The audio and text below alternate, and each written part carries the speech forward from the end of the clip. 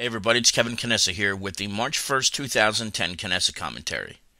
Last night's gold medal hockey game between the United States and Canada was a fantastic game.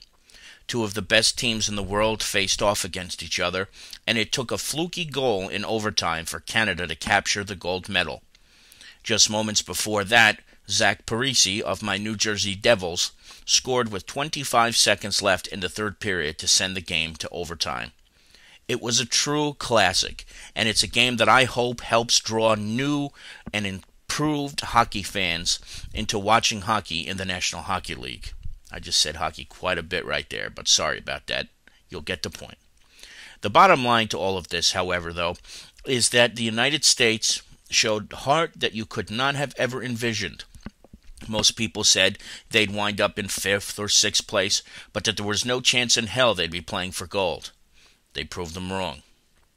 On the other side, you have Canada, a team that rode behind Brodeur, a guy who basically stood on his head for most of the tournament.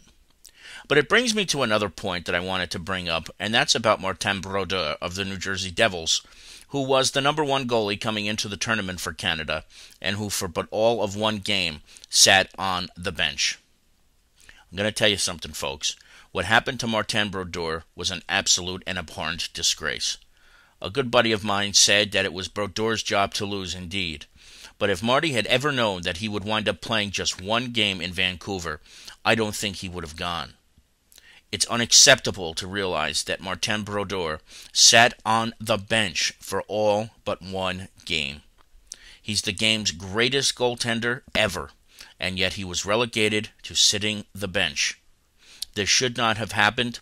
The Canadian coaching staff should have known that this was not going to be a tournament that he would play in, and they should have gracefully asked him not to be a member of the team, so as not to embarrass him by making him sit on the bench. Now, Marty will turn around and he'll say he wasn't really embarrassed, but the truth is, he's never sitting on the bench. If he's sitting on the bench, it's because, A, he's either been pulled, he had a rare bad game, or number 2, he's getting his rare day off. But he does not sit there during a professional tournament like this one only to be a spectator.